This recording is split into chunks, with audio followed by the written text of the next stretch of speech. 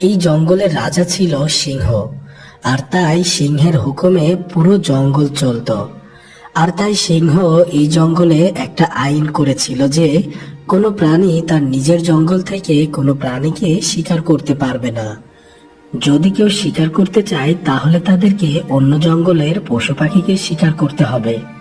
আর যদি কেউ এই আইন ভঙ্গ করে জঙ্গলে শিকার করে আর তা যদি জানা যায় তাহলে তাদেরকে গাছের সাথে 10 দিন ঝুলিয়ে রাখা হবে। এই ভয়ে কেউ নিজেদের জঙ্গলে শিকার করতো না, সবাই মিলেমিশে থাকতো।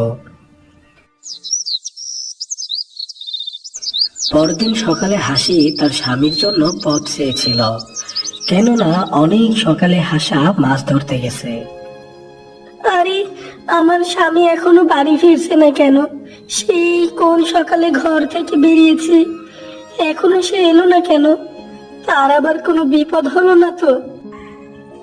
এমন সময় একটি ছানা বলে ওঠে, কি হয়েছে মা, তুমি এত চিন্তিত কেন? বেটা, তোর বাবা সেই সকালে ঘর থেকে বেরিয়েছে, দেখ না এখনো আসার নামই নাই। আগে কখনো এত দেরি করতে দেখেনি, তাই খুব চিন্তা হচ্ছে রে। না জানি তোর বাবার আবার কিছু হলো নাকি। না মা, তুমি চিন্তা করো না, বাবা ঠিকই আছে। তিনি মনে হয় কোনো কাজে ফেসে গেছে। আমার মন মানছে না রে সোনা। শোন বড় ছানা, তুই তোর ভাই বোনদের নিয়ে ঘরে থাক, তোর ভাই বোনের খেয়াল রাখ, আর ভিতর থেকে দরজা লাগিয়ে দিস। আমি জঙ্গলে গিয়ে তোর বাবাকে একটু খুঁজে আসি। যতক্ষণ আমি বা তোর বাবা এসে না ডাকবে ততক্ষণ তোরা কেউ দরজা খুলবি না। ঠিক আছে মা, তুমি নিশ্চিন্তে যাও, আমি সবার খেয়াল রাখবো।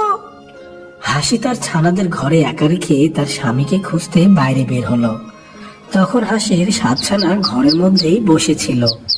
কিছুক্ষণ পর কিছু ছানা ক্ষুধায় কান্না জুড়ে দিল। ঠিক সেই সময় একজন বৃদ্ধা ওই দিক দিয়ে যাচ্ছিল।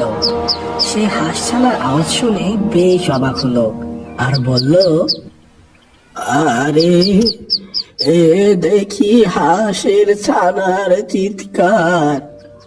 এই ঘরে মনে হয় অনেক হাঁস ছানা আছে। আরে, তোরা এমন চিৎকার করছিস কেন? একটু চুপ কর। তোদের চিৎকার যদি কোনো জীবজন্তু শুনতে পায় তাহলে এসে আমাদের খেয়ে ফেলবে। চুপ কর তোরা। ঠিক তখনই ঘরে ঢুকে পড়ে। 7 হাঁসের ছানা বৃদ্ধাকে দেখে খুব ভয় পেয়ে গেল। বৃদ্ধা হাঁস ছানাগুলো দেখে বলে, আরে বা, এতগুলো হাঁস ছানা এখানে, যাক ভালোই হলো। এদেরকে আমার ঘরে নিয়ে যাই, এদেরকে নিয়ে গিয়ে আমি লালন পালন করব, আর বড় হয়ে আমাকে অনেক ডিম দিবে। একথা বলে বৃদ্ধা 7টি হাঁসের ছানাগুলো নিয়ে তার বাড়ির উদ্দেশ্যে চলে গেল। আর তখন হাঁস ছানা মনে মনে বলে, ওরে বাবা, এতদিন তো জীবজন্তুর ভয়ে থাকতাম, এখন দেখি মানুষ আমাদের ধরে নিয়ে যায়। বৃদ্ধাটি তার বাড়িতে এসে 7 হাঁসের ছানাকে একটি খাঁচার মধ্যে বন্দি করে রাখলো। ওদিকে শিয়াল আর বাঘ হাঁসের ঘরের কাছে আসলো, আর এসেই শিয়াল বলে, চলো বাঘ মামা, দ্রুত গিয়ে এই হাঁসগুলো শিকার করে, ক্ষুধায় যে আমার মাথা কাজ করছে না। হ্যাঁ হ্যাঁ, চল চল। এরপর তারা ঘরের মধ্যে আসলো, কিন্তু তারা সেখানে কোনো হাঁস দেখতে পায় না। এ কি, হাঁস ও হাঁসের ছানাগুলো কোথায় গেল? মামা, ওরা মনে হয় জঙ্গলের মধ্যে ঘুরতে গেছে। তাহলে এখন কি উপায়? ওরা ফিরে না আসা পর্যন্ত কি এখানেই থাকতে হবে? চলো মামা, আমরা জঙ্গলের ভেতর গিয়ে ওদেরকে খুঁজতে থাকি। এই কথা বলে তারা ঘর থেকে বের হয়ে জঙ্গলের পথে রওনা দেয়। আর এদিকে হাসাহাসি তাদের ঘর থেকে বের হতে দেখে নেয়। এই দেখে হাসাহাসি দ্রুত পায় তাদের ঘরের কাছে আসে, আর ঘরে ঢুকে দেখে সেখানে একটি ছানাও নেই। এই কি আমাদের ছানাগুলো ওরা দুজন খেয়ে নিয়েছে? কোথায় আমাদের ছানা? আমাদের ছানা যে নাই এখানে, এটা কি হয়ে গেল গো? চলো বউ, আমরা জঙ্গলের রাজা সিংহের কাছে গিয়ে বাঘ আর শিয়ালের নামে নালিশ জানিয়ে আসি। আমরা এই শয়তান শিয়াল আর বাঘকে কিছুতেই ছাড়বো না। এ কথা বলে তারা রাজার কাছে নালিশ দেওয়ার উদ্দেশ্যে বের হয়। আর এক সময় হাসাহাসি জঙ্গলের রাজা সিংহের কাছে চলে আসে আর তাকে সবকিছু খুলে বলতে থাকে। মহারাজ, শিয়াল আর বাঘ মিলে আমার ছানাগুলোকে খেয়ে নিয়েছে। আমরা নিজে চোখে দেখেছি। এখন আপনি আমাদের একমাত্র ভরসা।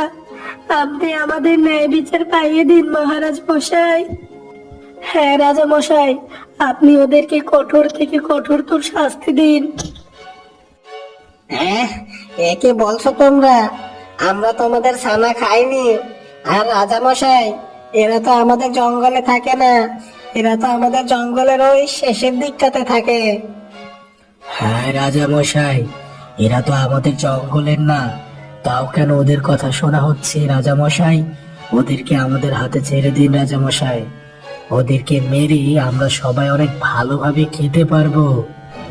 থামো তোমরা, দেখো হাসাহাসি, এখানে শুধুমাত্র এই জঙ্গলের অধিবাসীদের কথাই শোনা হয়।